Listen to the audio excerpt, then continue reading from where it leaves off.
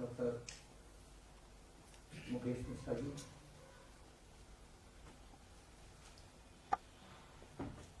Doctor Arpita जी,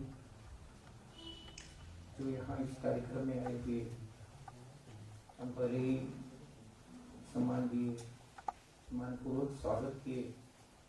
ऐसे doctor Kapil Tiwari ji, हम सभी को पता है भोपाल के एक, हम सब एक प्रकार से गर्व से देख रहे हैं इसे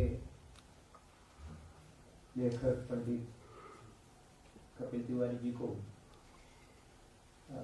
कल ही पद्मश्री मिला है। कल ही मतलब तो बहुत साल के ड्यू है सभी में। ऐसा एक विद्वान को कितने साल पहले, कितने साल दशकों पहले मिलना चाहिए था वो पुरस्कार, तो भी हो गया। इसलिए मैंने बताया तो उनको कल ही मिला है, पहले मिलना चाहिए था। जैसे कपिल तिवारी जी, बाकी भी कई विद्वान लोग बैठे हैं, कार्यकर्ता, सहयोगी भाइयों बहनों के सबको मेरा विनम्र वंदन। आज का इस व्याख्यान का जो विषय के बारे में पहले ही सूचना आप सभी को मिले हैं, इसलिए विषय क्या है इसके बारे में बताने की जरूरत नहीं है।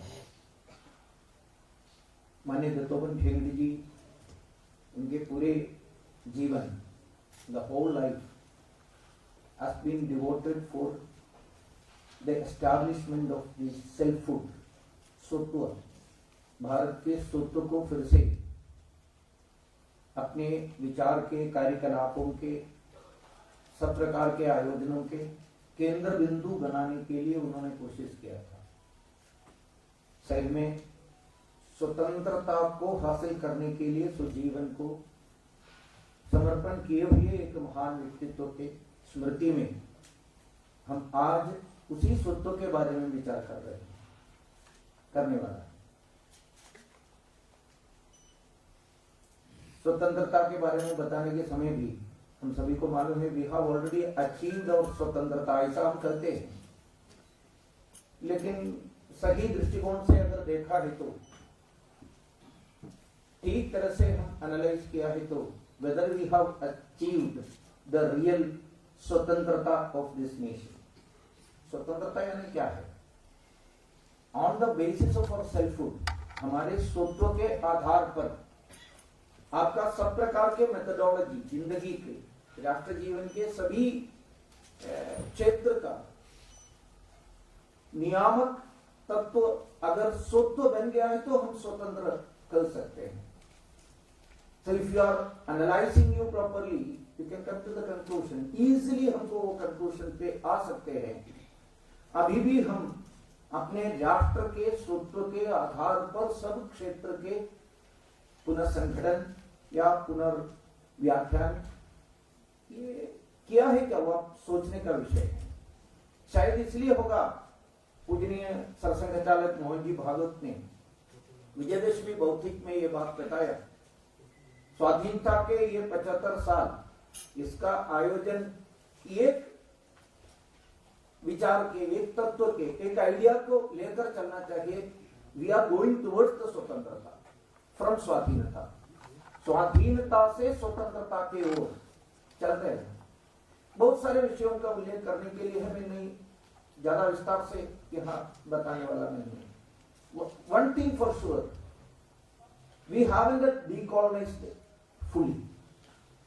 हम कॉलोनियल जो प्रभाव से अनेक विषयों पे अगर देखा है तो अभी भी पूरी तरह 100%, yes we have started our work, इसमें कोई शक नहीं है, डाउट नहीं है। Specially for the last 7 years we are very much struggling to go back to our original theme. और स्वतंत्रता संग्राम में भाग लिए हुए हमारे महान विभूतियों के मन के सपना पूरा करने का प्रयास सही में हमने शुरू किया, ऐसा भी कर सकते हैं। आत्मनिर्भरता के ओर, स्वदेशी कंसेप्ट के ओर, भारत का जो मूल तत्व के ओर हम एक महत्वपूर्ण टर्निंग ले रहे हैं, वो हमको अनुभव आ रहा है।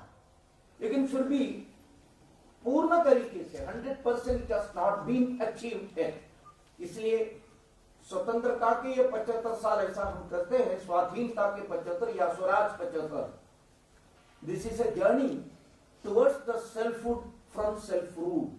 Yes, we are ruling politically, अगर देखा है तो we are ruling ourselves, but the dream has not been fulfilled. ये बात पहले ही समझने की आवश्यकता है। माननीय दत्तोपंत ठेंगड़ी जी हमेशा उनके विचार रखने के समय ये विषय हमेशा रखते थे, इसलिए मैंने शुरुआत में इस विषय को आपके सम्मुख रखने के लिए कोशिश किया है। भारत का स्वतंत्रता संग्राम वो एक ऐतिहासिक, एक लैंडमार्क मूवमेंट। पूरे विश्व में इंडिपेंडेंस स्ट्रगल किए हुए, कॉलोनियल एडवेंट के खिलाफ, रूल के खिलाफ युद्ध किए हुए, संघर्ष किए हुए किसी देश को इस प्रकार का अनोखी नेचर नहीं था स्वतंत्रता संग्राम का। It was a long and very long struggle. ये पहला इसका विशेषता है।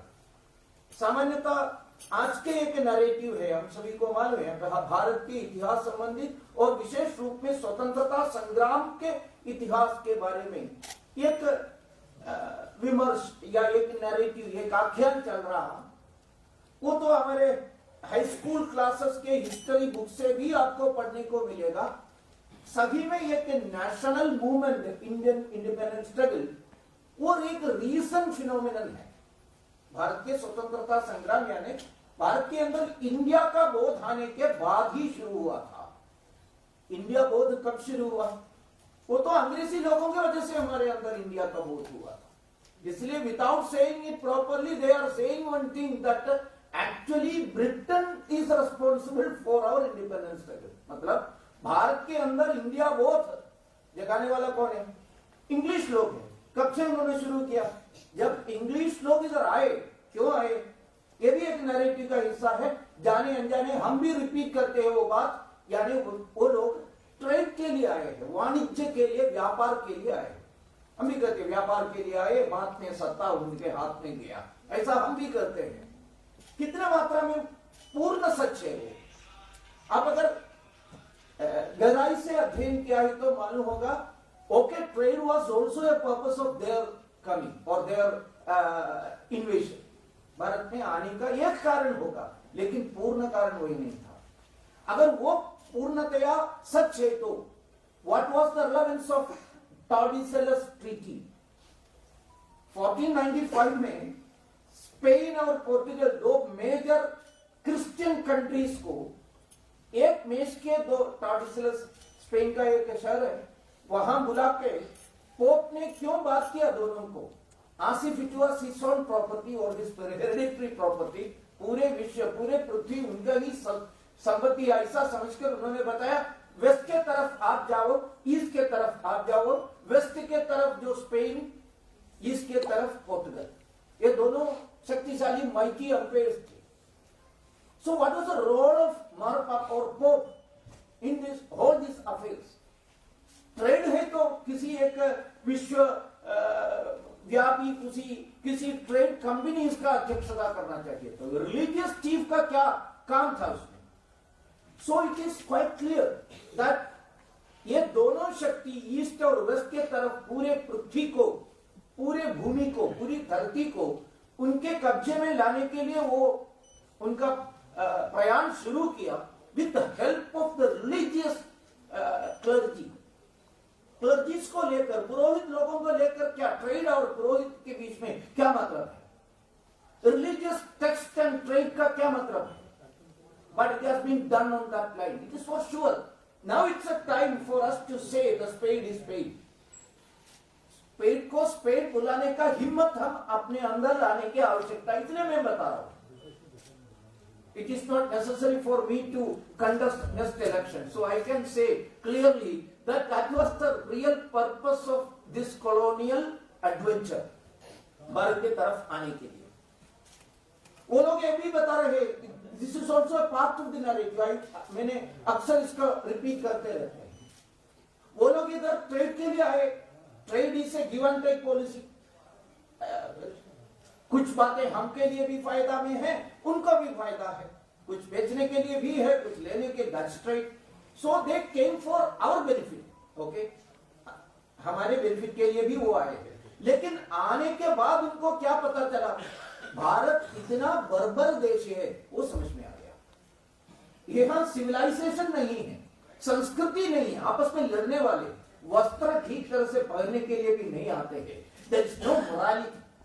विमेन को, महिलाओं को कोई इज्जत नहीं है, कोई स्थान नहीं है भारत का, भारत में। This is the propaganda, still it is existing. They taught us how to treat women, they taught us how to learn, they taught us English, they taught us industry, they taught us how to cultivate, they taught us how to develop ourselves, and अंधोगत्व they taught us that you are a nation state।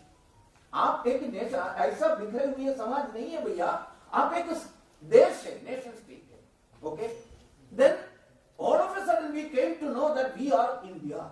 ये भी कहते हैं, अभी भी वो विश्वास रखने वाले लोग हैं, अभी भी वही विश्वास रखने वाले लोग। पिछले महीने ही भारत के जाने माने एक विमेन जर्नलिस्ट, लिबरल जर्नलिस्ट, उन्होंने लिखा था, सही में ये इंडिया कल्पना भी कहां से आए, कब आए? ब्रिटेन आने के बाद ही आए। ब्रिटेन आने के बाद, ब्रिटेन आने के समय भारत का स्थिति, भारत नहीं है, इस लैंडमास का स्थिति क्या था? It was actually a landmass in between Burma and Afghanistan.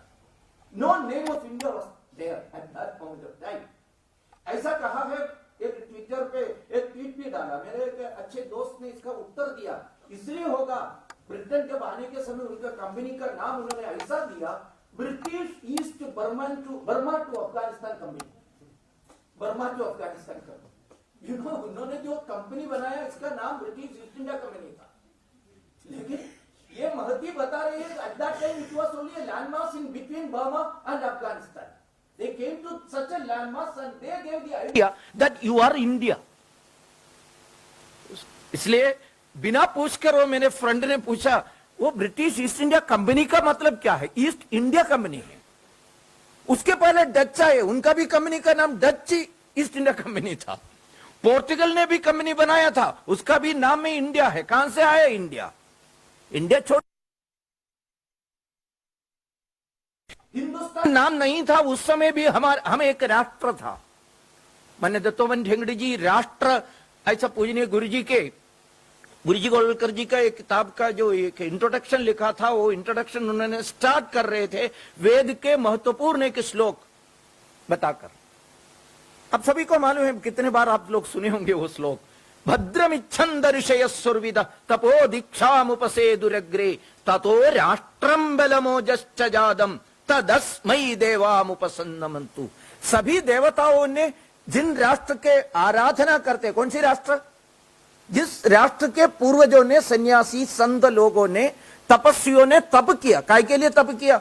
उनके परिवार के लिए नहीं है, बीवी के लिए नहीं है, उनके बच्चों के लिए नहीं है, पूरे संसार के लिए, पूरे संसार के श्रेयस के लिए उन्होंने तप किया। वो तप से ये राष्ट्र आ गया है। What a beautiful concept about our nation.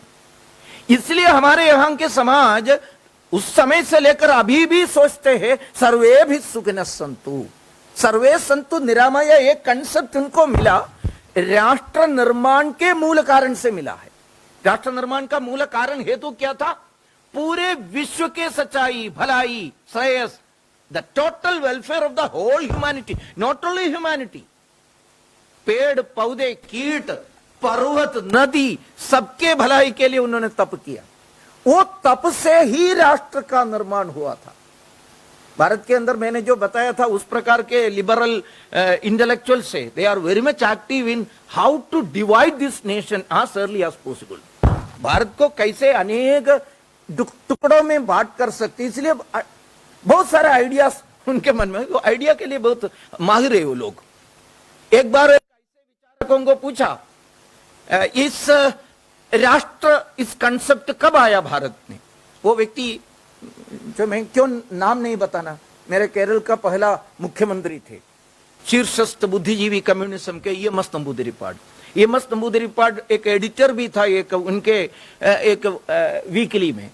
वो वीकली में एक कॉमरेड ने क्वेश्चन पूछा, इज द राष्ट्र कंसेप्ट व्हाट से एज ओल्ड कंसेप्ट है क्या, न्यू कंसेप्ट है क्या? सामान्यतः ये कम्युनिस्ट लोगों का एक प्रवृत्ति ऐसा है, वो सीधा उत्तर नहीं देंगे। आप उत्तर क्वेश्चन पूछा है तो दूसरा क्वेश्चन आपको वो पूछेंगे, फिर उस क्वेश्चन का उत्तर देंगे। That is the general style. वो कहते हैं वो बुद्धिजीवी बुद्ध कर्मियों का काम वैसा ही होना चाहिए। स्वयं सोचते हैं आसमान के नीचे जमीन के ऊपर सब कुछ बातें हमको मालूम है। ऐसा सोचने वाले लोगों का दूसरा नाम है कम्युनिस्ट या लेफ्टिस्ट। उनको पूछा, उन्होंने एक उल्टा क्वेश्चन पूछा, उत्तर क्वेश्चन चोद्यकर्ता को, प्रश्नकर्ता को उल्टा क्वेश्चन पूछा, ऐसा आपको किसने बताया ये राष्ट्र है, ऐसा सब कुछ पूछा। देन ही आंसर्ड, ये राष्ट्र कब उत्पन्न हुआ? कैपिटलिज्म का डेवलपमेंट के साथ पूरे विश्व में। उनका जो 6 सीढ़ी है ना, हमारे जो साधना में कहते हैं 6 पद्म है, वो पद्म पूरा उत्थापन करने के बाद कुंडलिनी जब सहस्रार पद्म में आ जाते हैं, उस समय आपको परमशिव का ये मुक्ति मिलेगा, ऐसा कहते हैं। उस प्रकार कम्युनिस्ट लोगों का भी 6 सीढ़ी है।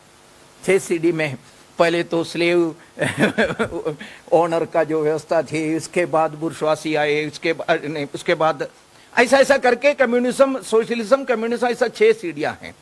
इसमें उन्होंने बताया ये राष्ट्र के लिए कोई जगह नहीं है उसमें। राष्ट्र कब आया?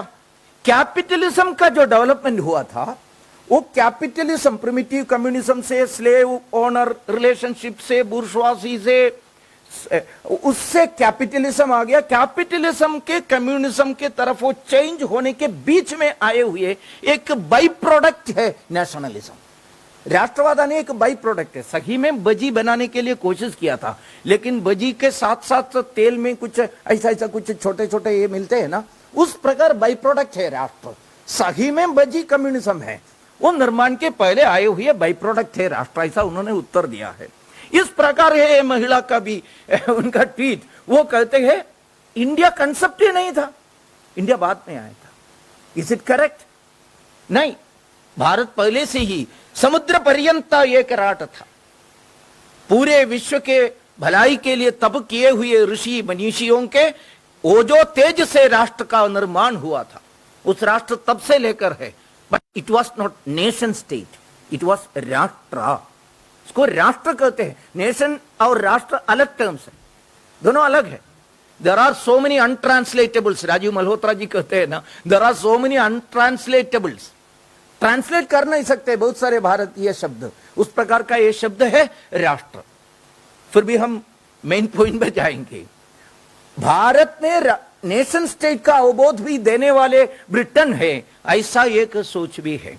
इसलिए ब्रिटेन आने के बाद, बहुत साल के बाद, इंग्लिश एजुकेशन के वजह से नेशन स्टेट अंडरस्टैंडिंग इनको मिला है। इससे बाद भी ये राष्ट्र का स्वतंत्रता संग्राम शुरू हो गया। फिर भी क्वेश्चन पूछने के समय किस साल बताइए जी, कब शुरू हुआ?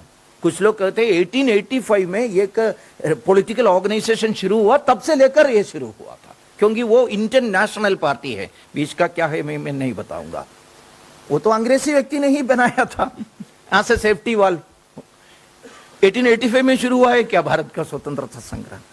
कुछ लोग कहते हैं नहीं, कुछ पीछे जाइए, 1857 में शुरू हुआ। इसलिए लोग कहते हैं first war of Indian independence is 1857। No doubt 1857 का संघर्ष का बहुत सारे विशेषताएं हैं। वो एक ही समय पर पूरे भारत में हुए संघर्ष है, एक लक्ष्य को लेकर पूरा आयोजन के अनुसार हुए, एक नेतृत्व के नीचे हुए संघर्ष, उस प्रकार विशेषताएं हैं। लेकिन वीर सावरकर जी ने जो पुस्तक लिखा, वो पुस्तक में भी उन्होंने ऐसा नाम नहीं दिया first war of Indian independence 1857। पुस्तक का नाम अभी भी आप देखा है तो मालूम होगा, 1857 इंडियन वॉर ऑफ इंडिपेंडेंस। क्योंकि Veer Savarkar ji was a very good historian. ये मैंने जो बताया हुआ, वो लोग पूछेंगे सावरकर जी का हिस्ट्री एमफिल है क्या, पीएचडी मिला है क्या, फिर कैसे बताएंगे? लेकिन ये मस्त नंबूदरी पाठ को कोई नहीं पूछेंगे आप हिस्टोरियन है क्या, आप हिस्ट्री पढ़ा है क्या, लेकिन सावरकर जी को पूछेंगे। क्यों नहीं? सावरकर जी को नहीं, वो यदुनाथ सरकार जी को भी पूछेंगे, वो कौन से हिस्टोरियन है आप? भारत के अंदर आधुनिक काल में इतना बेहतर, इतना स्ट्रांग पक्का एक इतिहास है, ये तो यदुनाथ सरकार है। यदुनाथ सरकार को छोड़ दीजिए, आरसी मजूमदार को पूछेंगे लोग।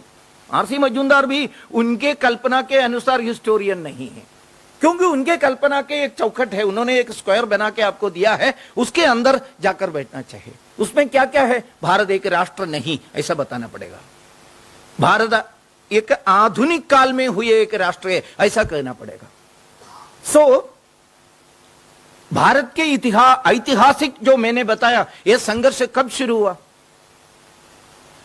वेस्टर्न कॉलोनियलिज्म भारत के अंदर उनके पांव रखा है, साउथ में हुआ Portugal force, not only English के पहले भी बहुत सारे कॉलोनियल मास्टर्स भारत के अंदर आए। 1498 में पोर्तुगीज फोर्स भारत के अंदर केरल के कालीकट के कापाड बीच में जब आया, उसी वक्त हमारे स्वतंत्रता संग्राम भी शुरू हुआ है। We can't say that we thought a lot afterwards, then only we started independence struggle. No. Every resistance which we have organized against the colonial masters. Here we are remembering or discussing more about the Western colonialism or anti-Western colonial fight. Because 1947 August 14th midnight और 15th midnight को हमको स्वराज मिला या स्वाधीनता मिला, हम स्वाधीन हो गया ब्रिटिश चंगुल से, यानी वेस्टर्न कॉलोनियलिज्म से। यस ऑफ कोर्स नॉर्थ में मुस्लिम कॉलोनियलिज्म भी, उनका भी आक्रमण हुआ था, उनके खिलाफ हुए संघर्ष भी स्वतंत्रता संग्राम था। लेकिन ब्रिटेन आने के कितने साल पहले वो इररिलेवेंट हो गया था ये मुगल शासन या मुस्लिम शासन। मुगल राज्यकर्ताओं से सत्ता ब्रिटेन हासिल किया ऐसा नहीं था। They were already null and void. ये मुगल शासन करता भी पेशवा राजाओं के सहायता से दिल्ली में बैठे थे, इनके गोद में बैठे थे। They haven't got an relevance at all. So we are thinking about the anti British resistance of Bharat और एंटी वेस्टर्न कॉलोनियलिज्म वार के बारे में। वो शुरू हुआ जब पोर्तुगल का पहला फोर्स आगे वास्को द गामा के नेतृत्व में केरल के उत्तर में सामूरिन राजा, सामूतिरी हिंदू राजा थे, वो हिंदू राजा के नेतृत्व में संघर्ष प्रारंभ हो गया। लेकिन वो हिस्ट्री आपको पढ़ने को नहीं मिलेगा। आपको पढ़ने को मिलेगा एक मुस्लिम सेनानायक थे समूरिन का, वो उनका नाम है कुंज अली है, कुंज अली, छोटे अली। वो अली उनके सरनेम है, उनका नाम केवल आपको सुनने को मिलेगा। सामूरिन ने क्या किया यह सुनने को नहीं मिलेगा। मानविक्रम राजा के बारे में आपको सुनने को मिलेगा नहीं। अश्वती तिरुनाल राजा ने क्या किया यह आपको पढ़ने को नहीं मिलेगा। जानबूझकर वो हम बताया ना, फॉरगॉटन स्टोरीज चैप्टर्स में छिपा कर रखा है, ये बताने के लिए भी कोई नहीं थे। फिर इसके बाद डच के लोग आए, वो भी साउथ में आए, उनके खिलाफ भी युद्ध किया। How many of you are aware about the fact that the downfall of Dutch has begun in Travancore. Dutch साम्राज्य का आपको मालूम है डच एम्पायर, ये तो सरदार के.एम. पणिकर ने लिखा, but for Colachel war the history of India would have been something different. But for Colachel means Travancore राज्य के एक छोटा सा एक सी शोर में एक गांव है कोलचल, वहां एक फोर्ट भी है। डच फोर्सेस आकर श्रीलंका से उनका फोर्सेस की सहायता लेकर ट्रावेनकोर को कब्जे में लेने के लिए कोशिश किया। Travancore was at that point of time the strongest empire और kingdom, royal kingdom of Kerala, south strongest. इसके पहले ऐसा नहीं था। उसको पराजित कर दिया है तो ट्रावेनकोर से कोच्चि, कोच्चि से फिर चेन्नई, चेन्नई से आंध्र प्रदेश, ऐसा उत्तरोत्तर उनका जो विकास हो जाएगा, ऐसा उनके सोच था। इसलिए उस समय के डच फोर्सेस के, Dutch I would like to mention it और explain it with more, Dutch was the mightiest naval force at that given time. उस समय के पूरे विश्व के सबसे बड़ा, बेहतर, strong, specially after the two Anglo Dutch war. कुल मिलाकर कन्विंसिंग विन डच को मिला था। यह भी आप लोगों को पता है, who was ruling the ocean, they are ruling और they were ruling the world. World को रूल करने के लिए ओशियन को रूल करना चाहिए था उस समय, क्योंकि समुद्र पार करके इस प्रकार का आक्रमण करते। Naval force was the mightiest force. Dutch was that at that point of strongest force. With that अहंकार they unleashed attack on Travancore. Travancore was ruled by a Hindu Raja named Martandavarma, Veer Martandavarma. उनके नेतृत्व में इतना जबरदस्त उत्तर दिया डच को, पूरी तरह डच को एक प्रकार से ध्वस्त कर दिया, डिफीट कर दिया. वो डिफीट इतना कन्विंसिंग डिफीटिंग था, नहीं तो विक्टरी कितना कन्विंसिंग था, यह समझने के लिए केवल एक ही उदाहरण बताऊंगा. ये डच नेवल फोर्स के कमांडर डिनेलॉय has been taken as prisoner of war. ये तो सामान्य बात है, शत्रु के सेना नायक को प्रिजनर ऑफ वॉर लेते हैं. लेकिन मार्तांडवर्मा इस डिनेलॉय को ट्रावनकोर आर्मी के ट्रेनर बनाया, उतना उनके यहां के सेवक बनाए. सेवक बनाने के पीछे भी एक हिस्ट्री है. This are all part of the forgotten chapters. ये डिनेलॉय को उन्होंने प्रिजनर ऑफ वॉर बना के तुरंत ट्रेनर नहीं बनाया. कुछ दिन के लिए उनके चोट वगैरह लगे थे युद्ध में पार्टिसिपेट करने की वजह से. डे टू डे बेसिस पर अंडर द सुपरवाइजरशिप ऑफ मार्तांडवर्मा, महाराजा के नेतृत्व में उनको ट्रीटमेंट दिया है. ट्रीटमेंट, वो ट्रीटमेंट बहुत दिन के बाद सुख हो गया, इनका जो ये चोट सब ठीक हो गया. उसके बाद मार्तांडवर्मा ने डिनेलॉय को उनके सभा में बुला के बताया, now you are free, ships are ready, you can go back to Netherlands. यानी डच में वापस जा सकते हैं. उस समय डिनेलॉय ने एक उत्तर दिया, that historic answer. He was saying that my king is not like you sir, आपके जैसा नहीं है. Your majesty will cut my neck as and when I set foot on Dutch soil. Dutch soil पर वापस गया है तो मेरे को वो हत्या करेंगे, इसलिए better I will live with you, I will serve you. इसके वजह से उनको ट्रेनर बनाया. और बाद में मलयालम भाषा में डिनेलॉय को एक पद मिला था, इसका नाम है वलीय कपितान.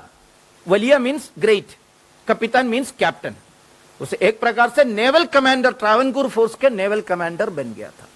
इसलिए सरदार के एम पणिकर जैसे हिस्टोरियंस ने बाद में बताया, और Colachel war India history would have been something different. British East India Company के जगह पर डच ईस्ट इंडिया कंपनी पूरे कब्जे में लेने की संभावना भी है, ऐसा कहने वाले हिस्टोरियन से. इसका पूरा आधार भी है. आपको भी मालूम होगा, ब्रिटिश ईस्ट इंडिया कंपनी का पूरा ये कंपनी सिस्टम को रिवाम्प करने के लिए उन्होंने मॉडल लिया डच ईस्ट इंडिया कंपनी का स्ट्रक्चर. वहां से उन्होंने share market and company, stock market, ये सब चीजें डच ईस्ट इंडिया कंपनी से उन्होंने सीख लिया. So that was the strength of Dutch East India Company. That Dutch has been defeated by our Hindu Raja of South in 1741. 1741. Why I am specifically mentioning the 1741? 1741 is not the beginning of our modern history. Dutch को परास्त करके हमारे modern Indian modern history का beginning ऐसा नहीं हम सीखते हैं. हम सीखते हैं, हम पढ़ते हैं कौन सा history.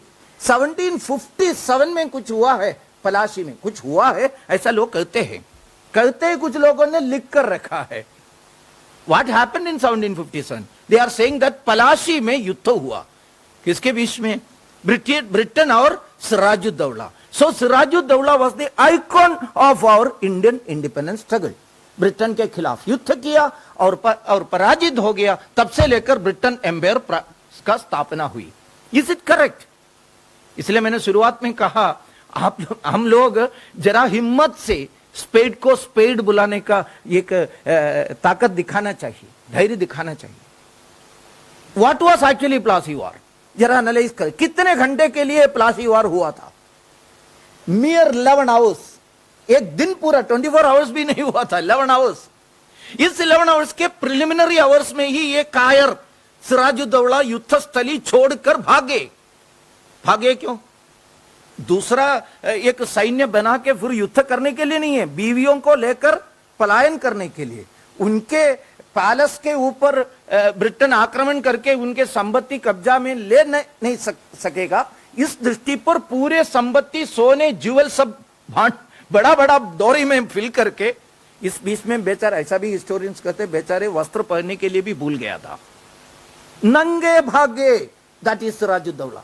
But that Sirajuddaulah, I was shocked when I visited one exhibition conducted by, organized by a organization, an intellectual organization, so called intellectual organization. ये exhibition देखने के लिए मैं 6 महीने पूर्व गया था दिल्ली के एक कॉलेज के अंदर।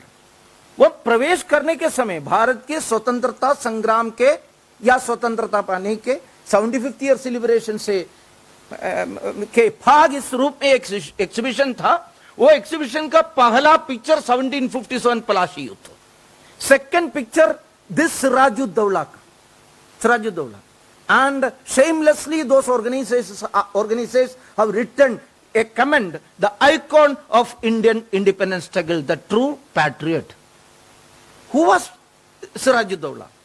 सिराजुद्दौला को हरा के जब ब्रिटेन फोर्सेस, ब्रिटेन का जो फोर्स मीर जाफर और के सहायता से कलकत्ता में प्रवेश किया, ये मैं नहीं मानता हूं, लेकिन कलकत्ता का प्रतिक्रिया क्या था? They were showering petals of rose on them. Why they did so? Whether Kolkata निवासी सब भारत विरोधी थे क्या, इसलिए है क्या? नहीं, they were fed up with this fanatic ruler Siraj-ud-Daulah. 1 साल के अंदर कितने लोगों को कत्ल किया है, कत्लेआम। ऐसे व्यक्ति को हराने वाले लोग इस नाते Kolkata was ready to receive them, welcome them. I am not with them because they are also foreigners. That's a different matter. But such a personality is being celebrated as, glorifying as Indian independence struggle के icon के रूप में। That is the हालत, हमारे जो history का हालत वही है। That's a plight. Whether we have to rewrite it, we have to reset it, इस narrative को ठीक करने की आवश्यकता है क्या? फिर भी मैं ज्यादा उदाहरण नहीं बताऊंगा, आपको सब कुछ मालूम है, लेकिन एक मैं पहले बताए हुए एक हिस्ट्री के ऊपर जरा सा नजर डालने के लिए आपको कह रहा हूं। पोर्तुगल जब आए थे उस समय समूरिन राजा ने लड़ा, लेकिन समूरिन हिंदू राजा के किसी भी कहानी आपको पढ़ने को नहीं मिलेगा, लेकिन कुंजाली मरेकर को मिलेगा। Why this? इस प्रकार के एक आयरनी हमारे हिस्ट्री में क्यों आए हैं? बहुत सारे ऐसे फॉरगॉटन हिस्ट्री, बहुत सारे। सी, अब्बक्का रानी करके एक रानी थे, Abbakka Rani. She was ruling near to Mangalapuram के पास में एक राज्य का रानी थी। She was the first queen who established a women army, exclusive women army को खड़ा करने वाले रानी थे अब्बक्का रानी। ये अब्बक्का रानी ये करने के समय तो 16th सेंचुरी है, 1556 ऐसा है। पोर्तुगल के खिलाफ लड़ी। अब्बक्का रानी के जो पतिदेव joined with Portugal. She was not ready to go with पति धर्म से भी, ऐसा भी कहते हैं ना, धर्म अलग अलग प्रकार का धर्म है भारत के अंदर। जो मीरा भाई ने जो दिखाया था वो भी धर्म है, वो धर्म यानी ईश्वर के प्रति उनके समर्पण दिखाने का धर्म। उस प्रकार अब्बक्का रानी ने एक धर्म दिखाया, राष्ट्र धर्म, देश के प्रति भक्ति।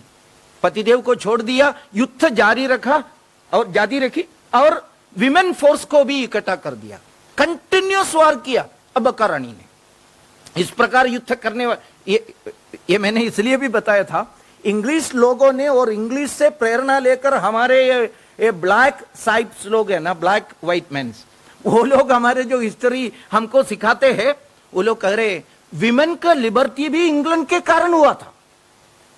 ये एक प्रकार से जेंडर इक्वालिटी का जो बात उन्होंने सिखाया था। कितने लोगों को मालूम है, व्हेन जब Abbakka Rani was fighting against Portugal forces, Portugal force which has been sent by none other than the supreme pontiff of Christian world, वो भेजने वाले उन्होंने भेजा। ऐसे पोर्तुगल के खिलाफ अब्बक्का रानी ऐसा महिला युद्ध स्थली में युद्ध करने के समय those western nations, Christian nations, Semitic religion के, Abrahamic religion जहां रूल करते थे, they were not ready to consider the women folk as human being. Human being है क्या, ऐसा चर्चा चल रहे थे। फिर भी 100 साल के बाद एक महान विभूति महारानी वेलु नाचियार एक्सट्रीम साउथ में, जानबूझकर मैं साउथ से हूं इसलिए कुछ साउथ के स्टोरीज आपको बता रहा हूं, नॉर्थ के स्टोरी खूब आपको मालूम है। वेलु नाचियार करके hardly 23 or 24-year-old young lady, she also built a equally strong women force under the leadership of Kuyili करके एक chieftain थे उनको। When she was fighting in the 17th century, 100 years after Abbakar Rani, then the discussions were going on there in West whether women are human being or not. Discussions going on. And also there, at last someone taught them, ठीक है आप human being नहीं बताए तो कैसा हो जाएगा, ये कन्या मेरी के वंश में है ना, ईसा मसीहा के माताजी के वंश में, इससे ठीक है, इसलिए तो आधा ह्यूमन बीइंग है ऐसा मालूम समझेंगे, मानेंगे। आधा सोल है आत्मा, आधा सोल, फुल सोल नहीं है। That was there condition. मैं इसलिए बता रहा हूं, हमको सब कुछ दिए हैं वेस्ट से आए हुए ये फोर्सेस। ऐसा विश्वास रखने वाले लोग हमेशा कहते हैं विमेन लिबर्टी वगैरह उनके देन है, ऐसा सोचने वाले लोग, ये हिस्ट्री भी सीखने की आवश्यकता है। When they were discussing in their churches and उनके जो कितने भी सभागार में वो चर्चा कर रहे थे whether women are being can be consider as human being. Here हमारे महिला लोग इस देश के लिए लड़ रहे थे, शिक्षा प्राप्त करके। Velu Nachiyar knows many languages.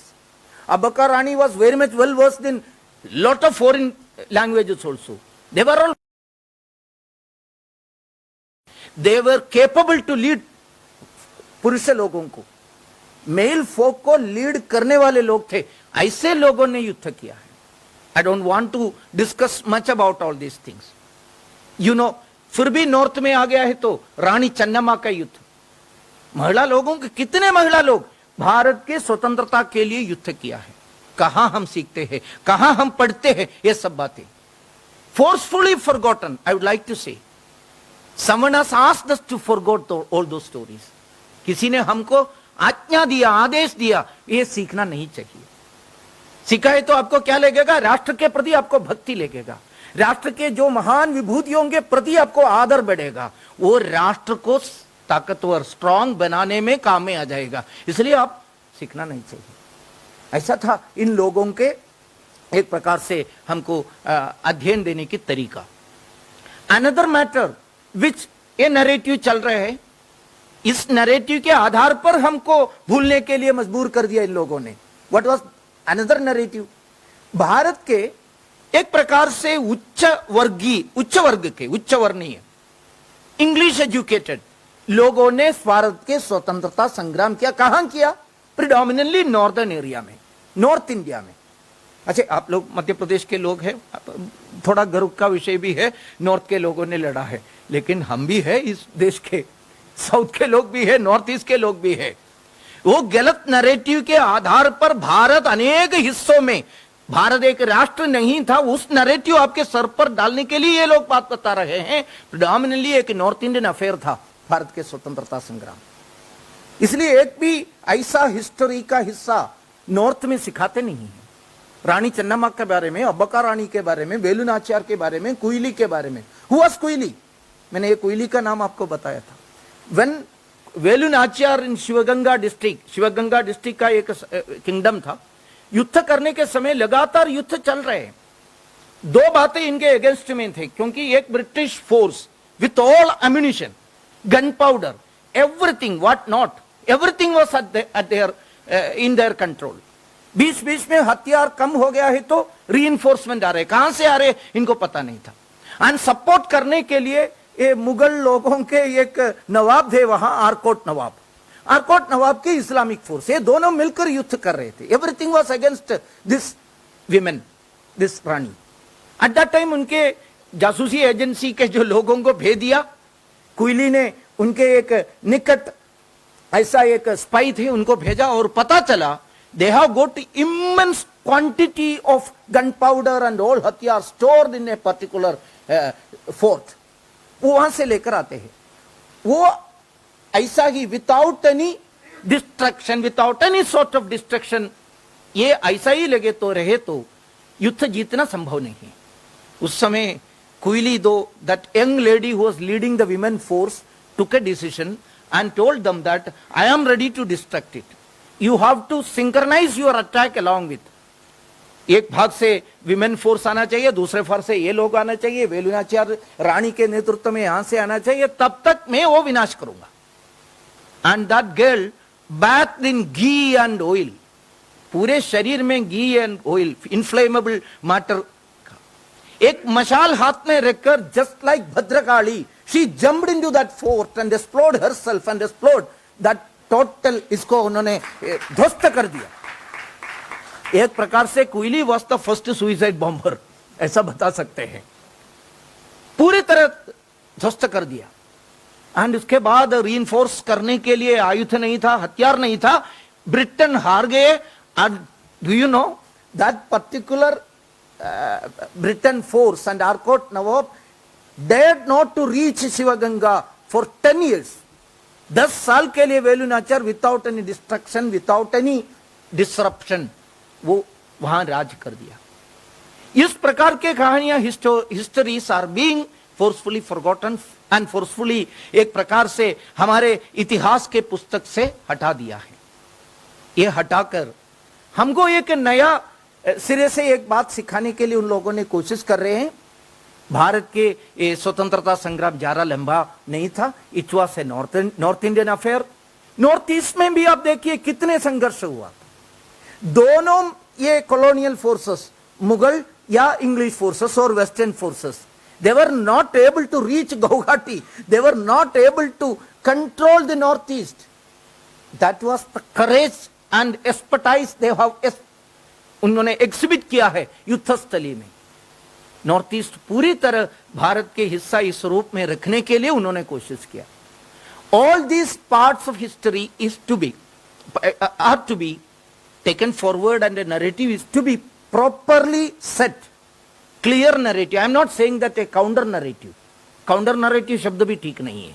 सही नरेटिव समाज के सम्मुख रखने के लिए हम सब मिलकर इसको एक वैचारिक नेतृत्व देने के लिए, मुझे पूरा विश्वास है थेंगड़ी जी शोध संस्थान जैसे राष्ट्र विचार को प्राथमिकता देने वाले ऐसे संस्था हम सभी लोगों को नेतृत्व कर रहे हैं.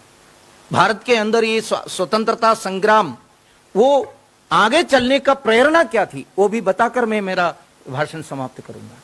ये प्रेरणा क्या थी? That prerana part is also a forgotten chapter. What was the actual inspiration? सामान्यतः क्या सीखते हैं हम? झांसी रानी क्यों लड़े? उनके राज्य खो गए इसलिए लड़ी. पेशवा ने क्यों? पेशवा राज्य उनसे ब्रिटेन ने ले लिया है इसलिए. कुंवर सिंह ने क्या बिहार में क्यों लड़ा? उनके राज्य उनसे ले लिया इसलिए राज्य के लिए. Politics was the only inspiration. That was one narrative, another narrative. Is it true? I don't think that it is true. Bharat के स्वतंत्रता संग्राम में जो प्रामाणिकता से भाग लिए हुए सभी का जो प्रेरणा सोतो का प्रेरणा था.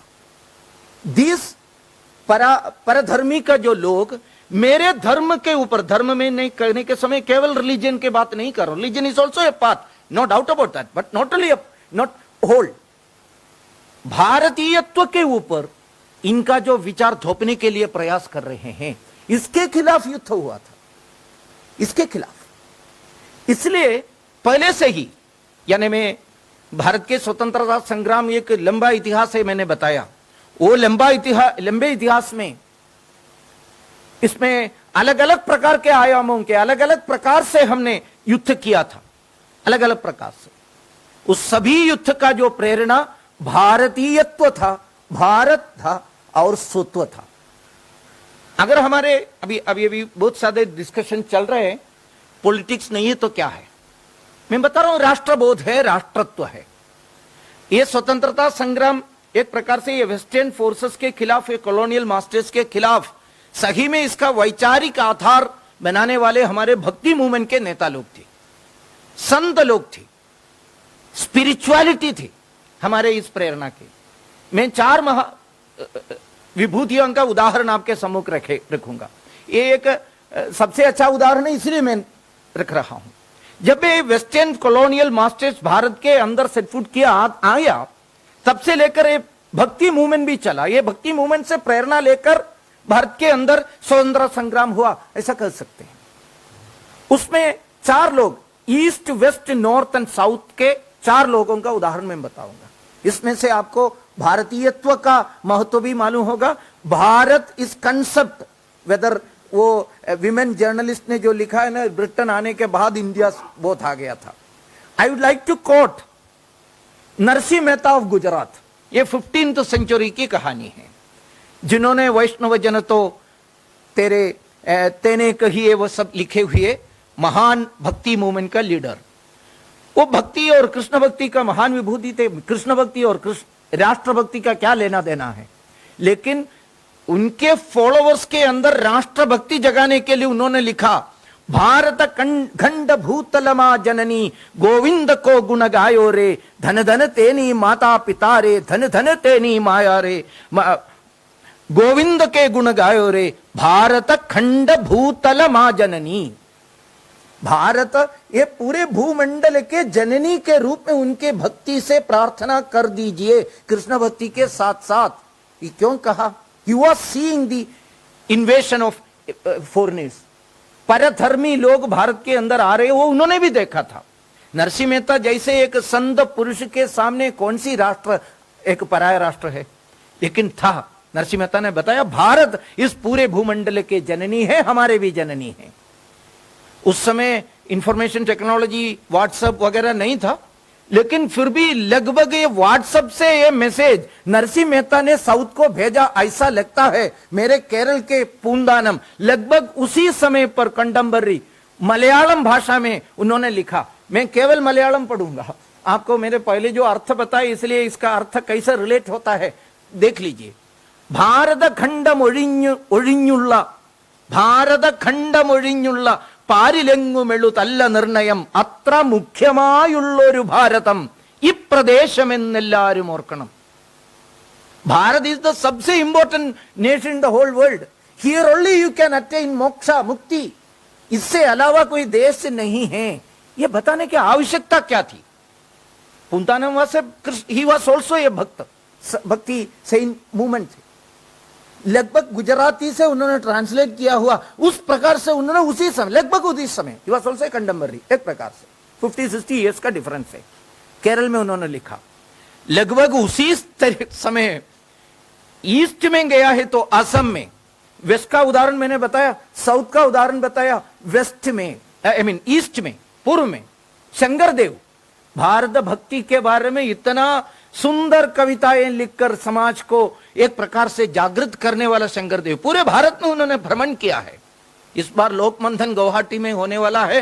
उस समय शंकरदेव सर्क्यूट, आप लोग अभी शंकराचार्य जी के सर्क्यूट के बारे में सोचते हैं यहाँ, वो कैसे उन्होंने गया है नर्मदा के तट से। शंकरदेव का भी सर्क्यूट है, पूरे भारत में प्रवास किया और उन्होंने भी लगभग उसी प्रकार का ट्रांसलेशन असमी भाषा में लिखी। धन्य धन्य कलिकाल, धन्य नरतनुबाल, धन्य धन्य जन्म भारत बोरिशे। भारत बोरिशे ऐसा असमी लोग कहते हैं, हम तो भारतवर्ष ऐसा कहते हैं। भारत बोरिशे तप जप यज्ञ तेजी तुमर चरण भाजी तुवना खुबिशु हरिशे। हम सभी को इतना खुशी करने वाला दूसरा एक जगह नहीं है। इस भारत बोरिशे में रहकर उसके पूजा करके एक प्रकार से जप तप यज्ञ ये सब करने के समान है भारत का जो भक्ति से काम करने का। How it come? राष्ट्रबोध अगर नहीं है तो, भारत ऐसा जिंदा नहीं तो उस समय ये कर सकते हैं क्या? They were giving the inspiration for the whole public. I am about to conclude. So इस प्रकार के विचार से प्रेरित होकर, सत्व से प्रेरित होकर हमारे यहां स्वतंत्रता संग्राम इतना जबरदस्त ढंग से हुई, जबरदस्त। इसलिए महर्षि अरविंदो ने कहा, भारत के स्वतंत्रता संग्राम, our task is not a mechanical thing, it is not a mere political affair, it is spiritual and moral. We have to instill that dharmic principle into each and every phase of our life. National life के सभी face पे इसको instil करना है। That is independence struggle. महर्षि अरबिंदो से भी ज्यादा बेहतर ढंग से स्वतंत्रता संग्राम को डिफाइन करने वाला कोई व्यक्ति मैंने को मॉडर्न युग में नहीं मिला था। महात्मा गांधी जी ने किया था। उन्होंने बताया, स्वदेशी का डेफिनेशन देने के समय हमेशा वो कहते हैं, भगवत गीता को कोट करते हुए, श्रेयान स्वधर्मो विगुणा परधर्मो परधर्मात् सुनिष्ठितात् स्वधर्मे निधनम श्रेया परधर्मो भयावह।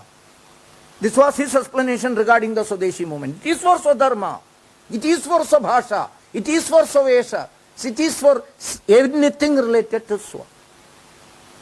इसलिए भारत के अंदर युद्ध करने वाले ब्रिटिश के खिलाफ युद्ध करने के लिए मैंने जो बताया, प्रामाणिक लोग कितने भी है, मजहब को उनके मुख्य प्रेरणा लेकर काम करने वाले लोग तो दूसरे हैं, वो ऐसा बहुत सारे लोग हैं, मैं उन लोगों के बारे में नहीं बता रहा हूं। Actual inspiration was Sotwa. It was a battle for selfhood. इसलिए इस बैटल सेल्फहुड को एस्टैब्लिश करने के लिए जो बैटल किया है, रण किया और संघर्ष किया, इसको हम ठीक तरह से अध्ययन करने की आवश्यकता है। स्वतंत्रता के, स्वाधीनता के 75 साल के अमृत महोत्सव बहुत बड़ा इवेंट्स करके समाप्त ना करना चाहिए। ऐसा हो सकते हैं, हम सब इसके माहिर भी हैं, बीच में इवेंट्स करने में देशभक्त ऐसा कहने वाले लोग बहुत एक्सपर्ट से एक के बाद दूसरे के बारे में सोचेंगे, लेकिन इसके लिए जो कंटेंट जनरेट करना, समाज के अंदर एक उनके मनोभूमिका का जो परिवर्तन करने की आवश्यकता है, क्योंकि we have to fulfil the dreams of those great leaders, we have to think about that also, that's the necessity. स्वत्व था एक महत्वपूर्ण पॉइंट ऑफ इंस्पिरेशन, ये कहने के लिए केवल एक उदाहरण बताकर मैं समाप्त करूंगा। I have to compare the situation in between 1911 and 1947. 1905 to 1911 there was a historic movement led by we people. हमारे पूर्वजों ने लीड किए हुए एक संघर्ष था, that was वंग भंग विरोधी आंदोलन। That was, sorry to say, one and only one complete convincing win Bharat को मॉडर्न स्वतंत्र संग्राम में मिले हुए एक ही संघर्ष था। दैट वाज वंग भंग विरोधी आंदोलन। 1905 में बहुत गलत तरीके से बंगाल को इस्लामी बंगाल, हिंदू बंगाल ऐसा डिवाइड करने के लिए कोशिश किया। कितने भी एक्सप्लेनेशन दिया है तो इसका उद्देश्य वही था, मजहबी डिवीजन लाने के लिए था। And it was also a rehearsal, in a sense rehearsal for their letter attempt, Bharat को विभाजन करने का एक रिहर्सल था। But we people, without the help of any diggaj towering leadership, I don't want to hide it. बहुत बड़े दिग्गज नेताएं थे बाद में, प्रिंस ऑफ रेवोल्यूशनरीज नहीं, प्रिंस ऑफ डेमोक्रेसी, ऐसा एक प्रधानमंत्री भी मिले थे हमको बाद में। ऐसे दिग्गज नेता कोई नहीं थे उस समय। Who was there? 1905 और 1911 के बीच में सामान्य लोग, सामान्य जनता, बंगाल, केवल बंगाल का नहीं, नॉर्थ ईस्ट में लड़ाई की हमने, साउथ में तमिलनाडु में लड़ाई की, केरल में आकर लड़ाई थी। सुब्रमण्य भारतीयार जैसे तमिलनाडु के महान कवि कोलकाता में जाकर भगिनी निवेदिता से दीक्षा, क्रांति के दीक्षा लेकर, काली पूजा करके, काली पूजा और स्वतंत्रता संग्राम में क्या लेना देना है, लेकिन उस समय था वो, लेकर कुमकुम लगा के आए। उसी कार्य पद्धति के अनुसार तमिलनाडु के क्रांतिकारियों को उन्होंने शपथ दिलाया।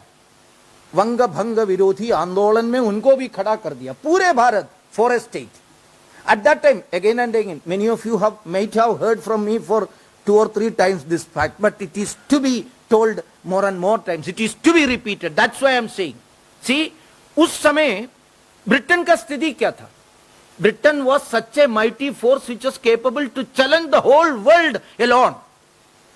एक तरफा इंग्लैंड रहकर इंग्लैंड चुनौती दे सकते थे उस समय. That was the strength of England.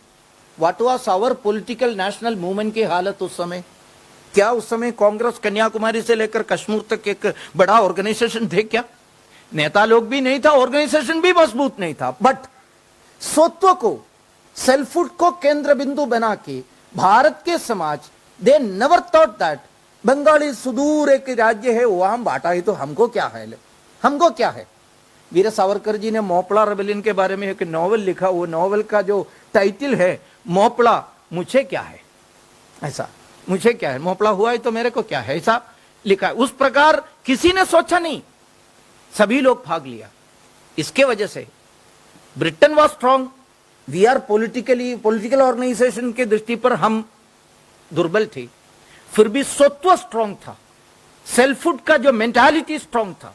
इसलिए हमने वंदे मातरम एजिटेशन, भारत को माता मानकर हमने युद्ध किया।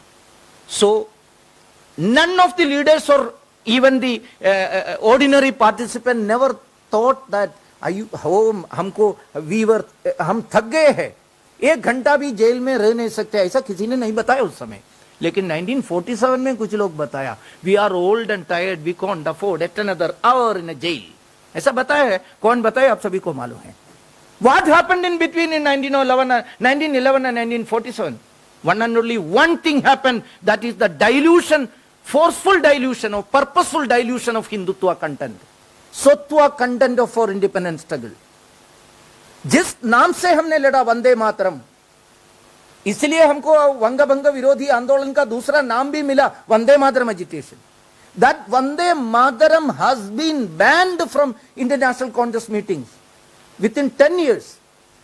1923 में काकिनाडा में कांग्रेस कमेटी मीटिंग चल रहा था, उस समय गाने के लिए विष्णु दिगंबर पालुस्कर आए थे, उस समय अध्यक्ष थे खिलाफत आंदोलन के नेता मौलाना मोहम्मद अली। महान गांधी जी के लव एट फर्स्ट साइट, ये तो मैंने नहीं बताया, गांधी जी ने बताया। मोहम्मद अली और आपके बीच में क्या रिश्ता है, सब पूछा, गांधी जी ने उत्तर, it was a love at first sight, ऐसा बताया।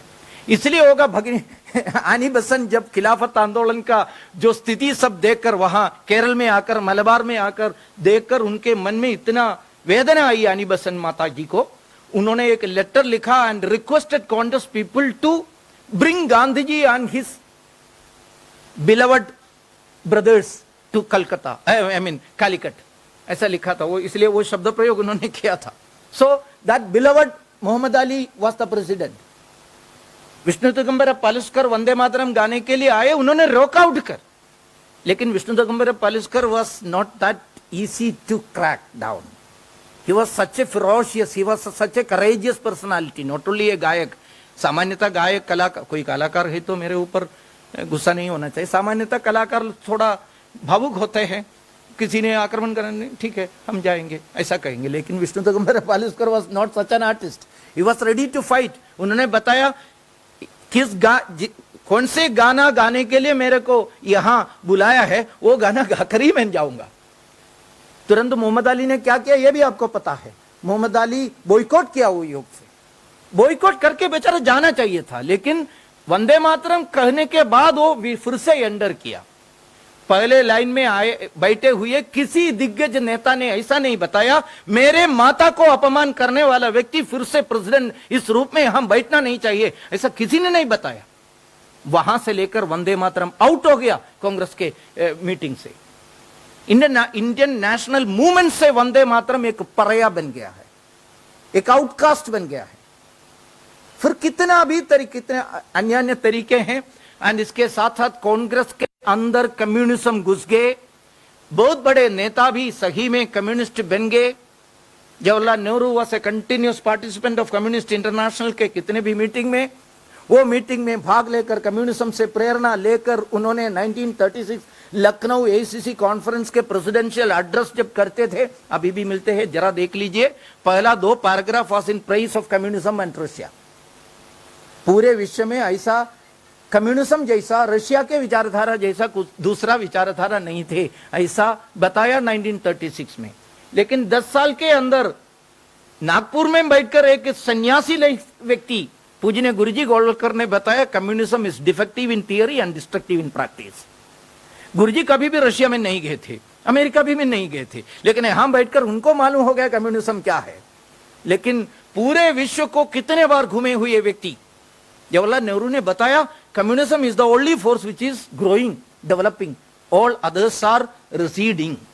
वो रिसीडिंग वाला, जो पीछे जाने वाले फोर्स के बीच में उन्होंने भारत के क्रांतिकारी दल को भी शामिल कर दिया, नेशनलिज्म को भी शामिल कर दिया, और नया तरीका ढूंढने के लिए हम सोचना चाहिए। That was the crux of the ACC presidential address given by Jawaharlal Nehru. So मेरा पॉइंट, मैं जवाहरलाल नेहरू को क्रिटिसाइज करने के लिए यह बात नहीं बताया, this was a process of diluting the real content of this great nation or independence struggle. उस सत्व को डाइल्यूट किया, तब जाकर हम दुर्बल हो गया है। मजहब के आधार पर हम अनेक गुटों में बांट दिया।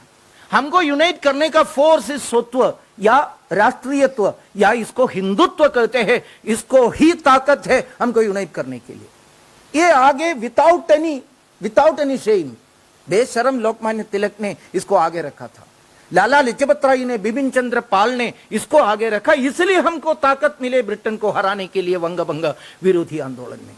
उस ताकत पूरे भारत को बांटने के समय, what was the situation of Britain at that point of time in 1947? It was a devastated country, distracted country. Though they have won in the Second World War, they have failed miserably in all aspects, socially, economically. इनका जो पूरी तरह हार गए थे England was weak eight that point of time. When politically देखा है तो भारत के अंदर national forces was strong, but the content was vacuum. Content हमारे अंदर तो होलो था, अंदर में कुछ नहीं था। इसको एक प्रकार से जबरदस्ती से निकाल दिया था। This is also this factor, इसलिए इसको एनालाइज करने के लिए कोई तैयार नहीं है। What happened in between 1911 and 1947, सही ढंग से इसको एनालाइज करने के लिए कोई तैयार नहीं। कुछ लोगों ने तैयार किया है तो भी वो मेन स्ट्रीम नैरेटिव नहीं बन रहे हैं। Can we make it now? Then only we can fulfil the dream of the great independence struggle leaders who conceived that idea to make this nation the supreme force in the whole world. We have to retain, we have to, एक प्रकार से पुनः हमको वापस मिलना चाहिए भारत का जो वो संपत्ति, स्ट्रेंथ। इसके लिए हम इस स्वतंत्रता के 75 साल पूरा होने के समय तो त्योहार मनाते हैं। वो त्योहार को आप जैसे लोगों से अपेक्षा ये है, ये नैरेटिव सेटराइट करने का काम है। आप सब बढ़ चढ़ के आगे आने की जरूरत है, सभी लोग। Don't think that it is an institutional काम, डोंट थिंक दैट ये तो किसी और का काम है। हमारे तरफ से on our side we have to do it. That's the greatest, एक प्रकार से expression of gratitude towards those great freedom struggle leaders. Why we are experiencing this, स्वतंत्रता के ये जलवायु का अनुभव हम करते हैं। ये जलवायु के अंदर उस महान विभूतियों के खून, पसीने और उनका जो टीयर्स, आंसू। आंसू क्यों? भारत के लिए आंसू है ना, स्वयं की वेदना के नहीं है। ऐसा उन्होंने बहा है, उसके सुगंध है, उसका गंध है हमारे जलवायु में। ये समझकर उनके तरफ एक ग्रैटिट्यूड के एक्सप्रेशन के रूप में अपने अपने तरफ से ऑर्गेनाइजेशनली भी, व्यक्तिगत रूप में भी हम कुछ योगदान करना चाहिए। ये है हमारा काम। इस प्रकार के कार्यक्रम करने के लिए, इस विषय, इस साल के व्याख्यान माला के विषय चुनने के लिए डायरेक्टर साहब सहित आपका जो शोध संस्थान के सभी कार्यकर्ताओं को बधाई देकर मैं मेरे वाणी को मैं यहाँ विराम दे रहा हूँ।